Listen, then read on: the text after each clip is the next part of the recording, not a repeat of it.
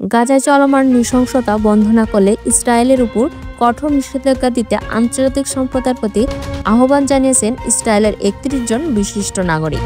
স্থানীয় সময় গত মঙ্গলবার ব্রিটিশ সংবাদপত্র দ্য গার্ডিয়ানকে পাঠানো এক বিবৃতিতে এ আহ্বান জানান তারা। বিবৃতিতে স্বাক্ষরকারীদের মধ্যে রয়েছে শিল্পী, কবি, শিক্ষাবিদ, বিজ্ঞানী, সাংবাদিক ও অক্ষরজয়ী চলচ্চিত্র নির্মাতা। গাজায় ইসরায়েলি বাহিনীর নির্বিচার হামলার ২২ মাসে ৬০,০০০ বেশি ফিলিস্তিনি নিহত হয়েছেন। পাশাপাশি অবরুদ্ধ উপত্যকাটিতে ত্রাণ প্রবেশ করতে দিচ্ছে না ইসরায়েল। এতে সেখানে দুর্ভিক্ষ পরিস্থিতি তৈরি হয়েছে। অনাহারে অধ্যরে দিন কাটছে গাজার বেশিরভাগ বাসিন্দারা।